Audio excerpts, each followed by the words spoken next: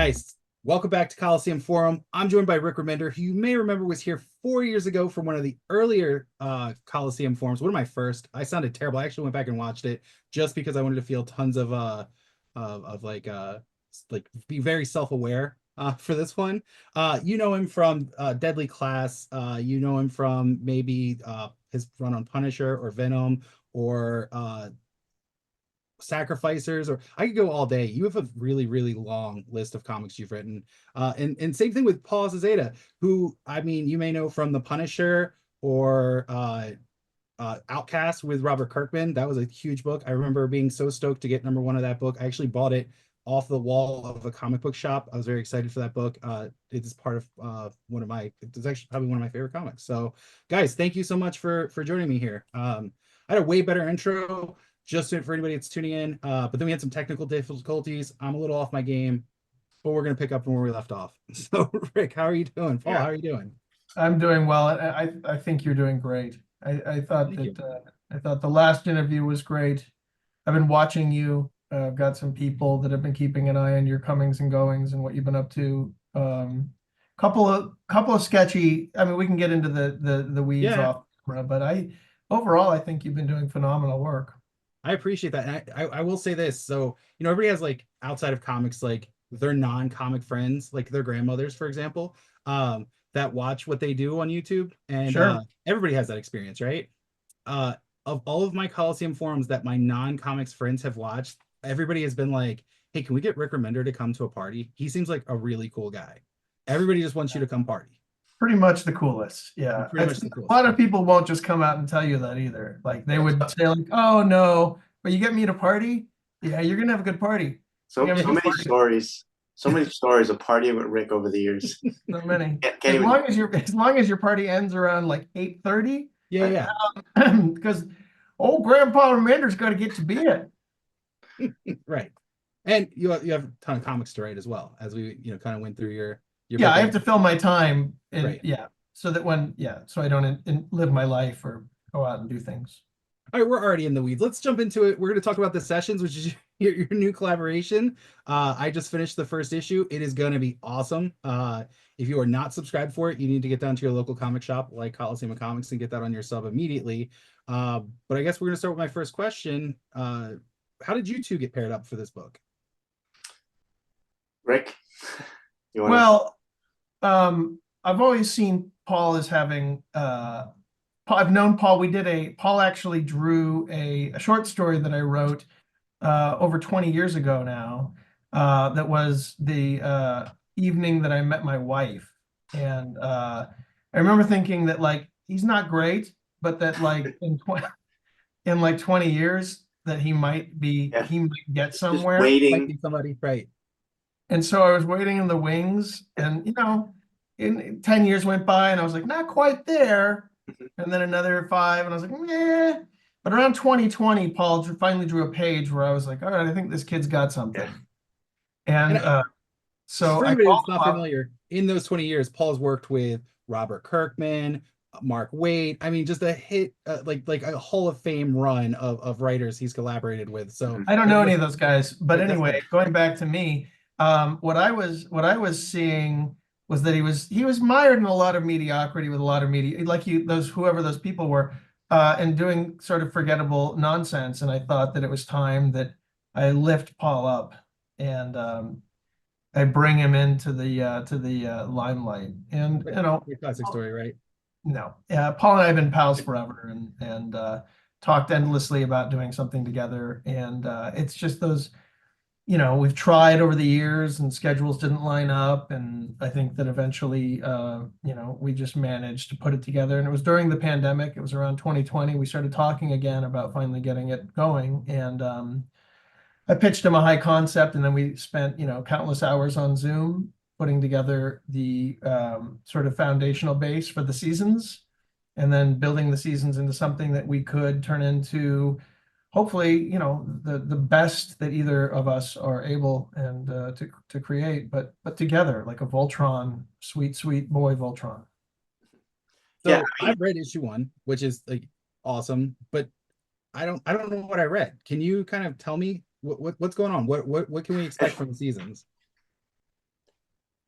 Well, I mean, the first issue is definitely like the whole introduction. It's very like kind of introducing the world and some of the characters into it and all that and it's kind of like this fun actiony kind of intro in a lot of ways, way that kind of building towards this mystery and some more horror and stuff later. So it's definitely like this. I know we talked about it a bunch about doing something that was like not exposition heavy and not just like here it is and here's the whole scroll of what this is about, who this character is, blah, blah, blah. Like how can we do this through like this really fun rolling action kind of way where you're introduced to everything in a organic and visual way and stuff. So that's what that first issue is basically what we try to do with that and stuff, which and a lot of the elements there like probably even like seemingly throwaway things are going to be like actually important and come up and kind of reoccur in the series stuff. So it was a lot of actually like work that first issue of getting it planned and kind of like mapping it out in a way, you know. Yeah, absolutely. And so, I mean, there's a very distinct visual style to the book. When you guys were plotting out the book, I mean, was that something you guys discussed, or is that something that developed organically as you started to draw this universe, or? Yeah, visually, I mean, when Rick first had the high concept that he pitched, and like you said, like before we really developed it, just from right from the beginning, that we wanted something that was definitely like looks different than the other stuff I've done or we've done, and also had a little more of a European feel, a little more kind of I mean, we always reference like the Miyazaki type films like that too, like and having that kind of thing because what I loved about that too was that with the horror element that we have in it too, like so juxtaposing that with that later and with that in the story too, I thought it was a really cool thing and a really interesting way for me to go. Even in just like different than what I've done before, too, which what another thing that I really got excited about, like doing the book was I was like, I really want to do something that's different. Like I did Outcast, like you mentioned, for 8 years, seven, Right. eight, whatever it ended up being, 48 issues like that. And that was like very serious, dark horror kind of stuff like that, which I love. I love the genre, but I had done that already. Then I've done like Punisher. I've done these things that are like these serious, what'd you call it one time? The middle-aged men, grumpy middle-aged men kind of fighting action. Bestubbled middle-aged men of Yeah, action. there you go. So so I've done that. So I was like, let's do something that's like little more, has an openness to it. Some color, some this and so fun that I could like really play in that as well, and then still like work in some of those really cool horror serious elements too.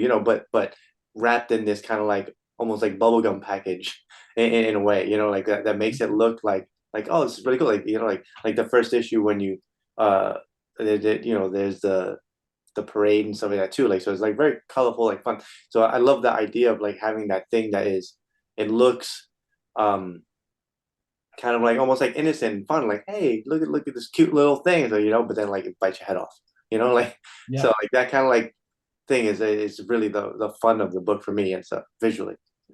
And so, Rick, when you were going into this, when you got, I'm guessing, you kind of came up with the idea. You pitched it to Paul because we were pulling him out of the minors into the bigs, right? With this book, did you, were you?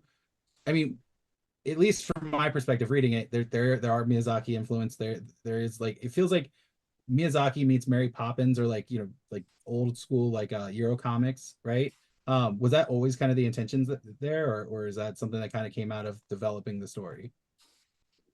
No, that was always sort of the seeds come from the things that I do in books like Black Science or Fear Agent, where they are sort of underutilized high concept or high adventure tropes that are built on things like Miyazaki and Tintin and Winsor McCay and Bone, where you see a cartoonist tell a story in a methodical fashion that shows muscular restraint.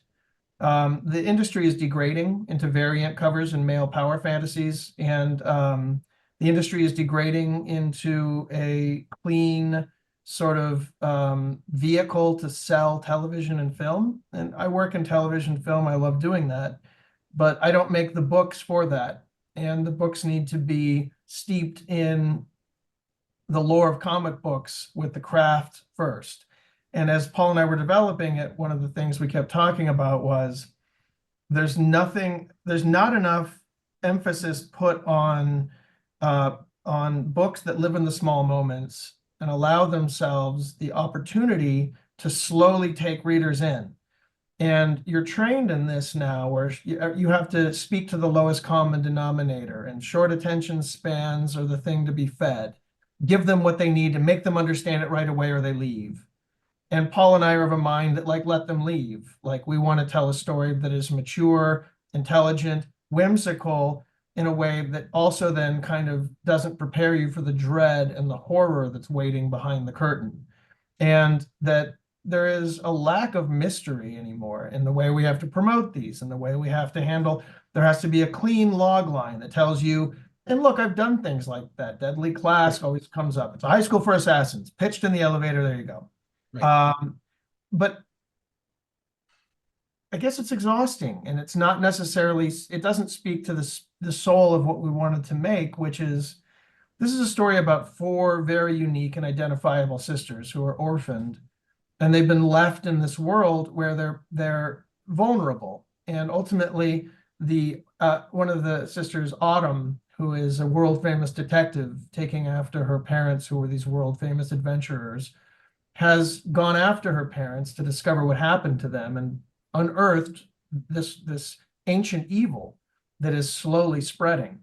And the joy about taking something that is dreadful and has a horror element is to slowly let that flower open up, and to take your time and to allow it to have impact by building characters and setting a stage, so that when you get into Spirited Away, for example, by the time things escalate and start getting weird and a little bit unsettling, you've spent a lot of time with the main character, and you've gone from the real world into the spirit world. And what Lynch does in Twin Peaks, outside of the Black Lodge and inside the Black Lodge, and taking that sort of that foundation, that structure, but then stringing it together with a narrative structure that feels like Tintin or Winsor McCay or any of these, or Bone, for a more American sort of comp, that allows Paul to actually storyboard the thing at the pace you would storyboard it if it were a feature. Now, I think what we've created here is so wild and imaginative and gets so weird that it's not necessarily adaptable. But that's the beauty of it, is that Paul and Matthias are able to then give us a journey into something that is completely unique, has hopefully a lot of apparent love in it, and ultimately gives people something that's a little breath of fresh air in an industry that has begun to collapse under its own weight of VC-funded comic books looking to sell film and television, 20 variant covers. We've drifted back into, a lot of the tropes that I think the industry worked really hard, to climb out of. And this is our version of, hey, we think there's a huge audience for these kinds of books. So, it's funny. It's not funny. It's kind of refreshing to have a creator or creators recognize that. As a retailer, these are the things. The seasons are kind of the books that, like, I would like to sell. I mean, legitimately, it kind of checks all the boxes for what I want a comic book to be. There is whimsy, there is adventure. It's fun, and it doesn't feel like a pitch for the next big TV show or the next movie, right? So, jumping into that, this is an ongoing series, correct? So you guys are gonna have time to develop it and let it, like, you use the Bloom equation, right? Is it? Yep. Yeah. So Paul's already working on issue 7. We've been in production on this for 2 years now, and most of the first 4 or 5 issues run anywhere from 40 pages to 26, 28. They're all oversized. We're just giving away so much love on this because I truly firmly believe that love creates a gravity center that readers can feel, and comic readers, and especially those who are left, the only way we're going to get the industry back up and running is to give them an experience they can't get anywhere else, that is created with voice and love by people who truly love comic books and are making the comics for the sake of the comics. And so, the Seasons is very much that kind of a comic book. And I've been making those for almost 30 years now, and that's been really important to me. And sometimes those books, end up having a second life in film and television, but none of them were created for that. And I think that this is an example of a comic book for people who, really enjoy the art form.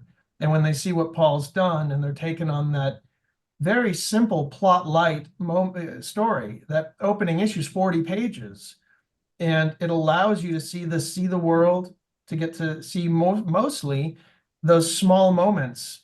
We've gotten to a point where everybody is trying to get to the army of 10,000 people fighting and the world exploding, and those are fun moments if they matter and you can give them the gravity of context with character battles we care about. But we got to slow down. David Lynch has a quote that I use all the time, which is, if you want to make it beautiful, slow it down. And I think that what we see in the first issue with Spring, in those small moments as she's chasing that seemingly magical envelope that just won't stay in her hands, is what we're getting to see, is those very, very small moments. I think one of my favorite sequences is when the letter ends up in a bird's nest and Spring climbs up. These are the sorts of moments that I want to dig into, but you can only do that with an art team as skillful as Paul and Mateus. And so you have the idea for the Seasons, you and Paul kind of get together. Um, you know, Paul, like what I don't want to use the term elevator pitch, but like how did Rick kind of describe this world to you when, to kind of give you an idea of where to start? I think it was kind of what he was mentioning, with his the idea of doing something that's Tintin, Miyazaki, Bone, kind of like taking our time, hitting those smaller elements like that, and while still having some kind of uh real stakes in it too, like, and so it's not just this fun Pixar movie either, like it looks beautiful, but there are like some real stakes, and that was, I think, the thing that hooked me in the beginning, and gave me ideas of like, oh, I love that, because there is so many times in comic books, just even drawing, working with writers, that like there is such an economy of space with things, that there are so many times like, oh, I kind of wish I had a panel. Like, one of the things that we to do that in an Outcast with Kirkman, one of the things we developed in that one was having these little micro panels, and that was a way to kind of combat against that economy of thing, But this one, what we get to do here, like he's saying, like, now that we're really like blowing out, we're really having those moments, it's not just this little cutaway, it's not a little Mignola, bird shot, but like we're really having those little moments of like the double takes and the things, and I love like doing like all the expressions on Spring, the main character you meet in the first one of the main sister that you meet in the first one issue, and so like that is I love having her like really like reacting to all the stuff that's happening to her, to having a moment, having to be able to take an extra panel or an extra beat or something like that, like she falls into a dumpster, and then having a moment where you get to just see her sitting there with a banana peel on her head, and like like those little things that in I feel like a lot of American comics and other, not to crap on all there are a lot of great comic books I like that too, but I'm just saying, like, what we're trying to do is have all that stuff, And when the more we talked about like doing something like that, where we like, let's take our time to like do it, and really like, and if we want to set an action sequence, let that action sequence run 5, 6, 12 pages. Who cares? Let it go and let it run, and let it keep going, and stuff like that, and that kind of stuff. Like, that was like, wow, it's really be great just as a storyteller too, like visually, like to figure out like, oh, like, and then like plan like a what do you call Rube Goldberg, or how do you say that, the Rube Goldberg machine. Goldberg, yeah, those things. That's just why I don't write. Um, but like one of those things, like where it's just like setting it all up and everything, that having all like the little traps to set, like, and things, so things like that, like visually, like it's just really interesting and fun, just as like a storytelling artist, to get into all that stuff, and then when you pair that with these great characters that Rick has developed, so like these great sisters that he had, like each one with their own characteristics and personalities that are very different from each one, and like having to again to play off that and have them interact and stuff. It's just been a real joy for me, like to be able to do that kind of stuff, which is like something that I've only got to do it in little bite-sized pieces before in other books. Absolutely. I And think so one of the things that it becomes the difficult part about a mystery, which is what this story is we're trying to hide the ball. So as we do interviews and press and talk to people, we're still trying to hide the big reveals, which around issues 6 and 7, those big reveals pay out.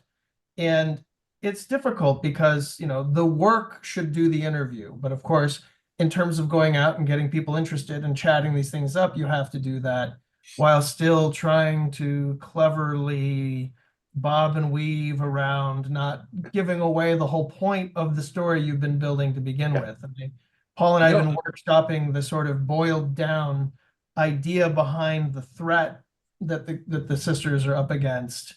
And I just keep workshopping it to try to hide the ball, but give enough. And I think that the basic question is, what if you were offered an ancient relic that allowed you to see the world exactly the way you want to? right, Only once you do, you can never see it as it truly is. right. And that threat, that question is, I think, the closest we can get to teasing what is happening in the story without giving it away. As creators, when you guys work on something for so long, and I have friends that are comic book artists or comic book writers, and the work you guys put in, I mean, it's a hard job. It is a very hard job. When there's a wait time between, for example, now, like the initial order date on this was in November, it doesn't come out until the end of January. What is that like, waiting for people to get their hands on this thing that you created and see the reaction? For me, most of the time, it's I have to divorce myself from audience and expectation, because what we're doing is trying to move the industry constantly forward and then be inventive and do new things. Sometimes that means looking into the past at people like Winsor McCay, or looking at things like Tintin. Sometimes it means mixing that and those elements. It's, obviously things like Fear Agent and Black Science were very much an exploration and a love letter to the Wally Woods and the EC comics and the science fiction stuff that I grew up reading. And in order to do that, you have to divorce yourself from the audience. And I think that, we sent out the ash can of the first issue, and a lot of mail came in, and there was a lot of really lovely responses and kind words. But ultimately, whether it's like love or silence or vitriol or whatever it is, I've done this long enough to know that, like, there's entire productions of books that nobody cared about that became beloved later. There's entire runs of things that I did, like Low, where a ton of people, gave it snotty reviews and didn't like it, becomes my best-selling book in outside of the comic market of all time. Has a lot of other interesting things happening with it right now. You have to divorce yourself from expectation in the audience. And so I truly, honestly don't care. I just get to the point where I love it. I see what we've made. I see the pages come in, and I'm just like, oh my God, I love this thing so much. And then when it goes to the world, I just try to shut it down and just go, usually I reserve that for Comic Cons. If I go and you meet a human being who actually had an emotional response to something. All the books I finished during the pandemic, Seven to Eternity, Low, Deadly Class, these all finished around 2020, 2021. And I hadn't gone to a show in 5 years. And I went to New York last year. And it was just, I realized, like, oh, how nice it is when you do finally hear, somebody's emotional response to these things. Because ultimately, I do really think in order to stay inventive and to not pander to the audience or give them what they want, um, the only way you can do that is to try to build a wall between you and that release date. I don't think there's a better answer for that, but I want to touch on something you mentioned, because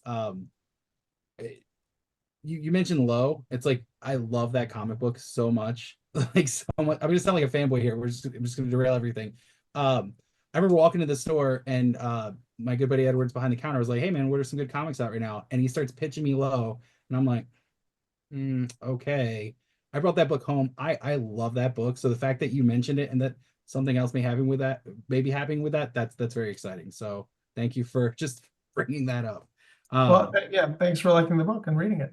I mean, again, it's wonderful to hear. It's not that as a human being, you're not like grateful. I'm grateful that anybody reads any of these things, but it's so hard later in your career to not chase things down like prior success, or to do what you think is going to be the sort of flavor of the day and guarantee you something. It would be like going back and doing another middle-aged bestubbled man of angry action, like one of those books, or getting into that angstiness of those kinds of stories. And we've done those, and I've said what I can with that stuff, and I might have something to say in the future, but it is a difficult part of the process. And I don't know how, Paul, I don't know how you process the sort of amount of time. It's been 4 years from the beginning of this until now. By the time the book comes out, it'll have been basically 4 years from development to the first issue coming out. I don't know what your emotional response is to that wait. I mean, I know that for me it was I'm super happy to get it out there. I like Rick is saying, like it's not a question of me looking for um a response of a certain kind. So it's like, oh, it's gonna be there and everybody's gonna love it and whatever. Like I'm hoping everyone loves it, and I hope that's always a hope. But there is a kind of relief though, because of how much we developed and everything, that be able to like, oh, we can actually like talk about it, set it out in the world, and like people can actually see this and whatever. So like, because it felt like something I was kind of like guarding and hiding for so long, kind of sitting on, and like they said, I'm on issue 7, so like I've been sitting on like a stack of pages that I'm like, wow, no one has even like seen any of this, like except for Rick, obviously, like except for people working on the book. But I mean, like no one has seen it. So that was like something that was like weird. I've never been this far ahead on any of my projects ever. So um it's pretty amazing to do that. And then my real moment I felt was when we got that first PDF together. Once we got the colors in and lettered, and we had that first proof where then I saw it like as a PDF, not even as a book yet, but just as a PDF, just be able to actually read it like as like a comic.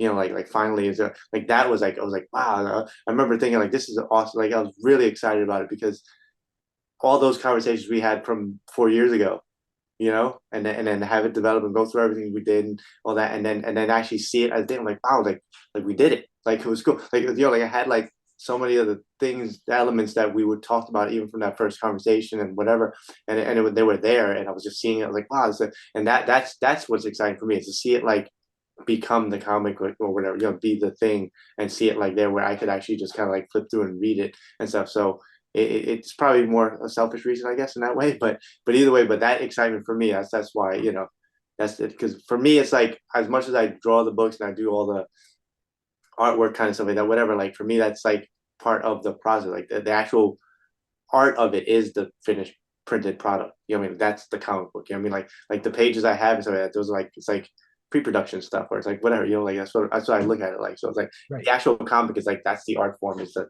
printed comic. You know. You guys have been working on this for 4 years. I was like, I made the point to point out like, oh, you've got a month to wait, but you guys have been waiting almost. Yeah. That's crazy. So is this for both of you? Is this the longest that you've waited for a project to come out? Um, maybe, but Well, I I know mean, with the not bigger publishers. it's weird because it's like there's been some other projects I think that I talked about with friends or whoever, and we've had that, but this might be the longest as far as like literally working on developing it and working on it like pretty consistently, and then doing the book and stuff before it came out. For me anyway. I mean, but there are probably some other projects I talked about it with my friends, and like 5 years later, like, I remember that thing we talked about and whatever. So I don't know if that counts the same.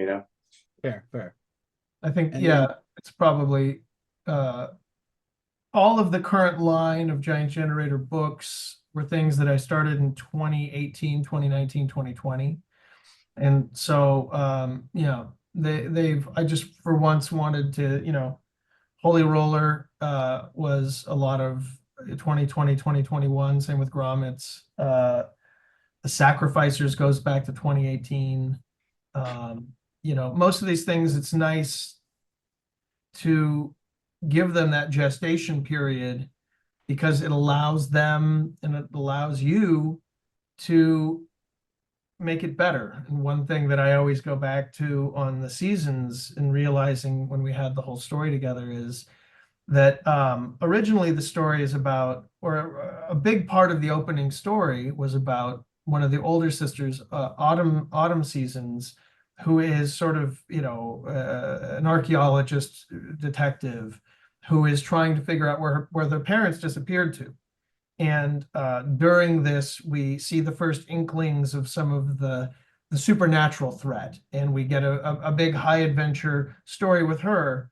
And it wasn't until we had written, a lot, and I had written outline after outline after script that Paul was ready to get started on it. And I realized that chapter with Autumn wasn't the beginning. That in fact the beginning was the letter that she sent back home to Spring, and that we're going to open up with that, and that Spring will be the point of view character from the beginning as she's going to after this letter.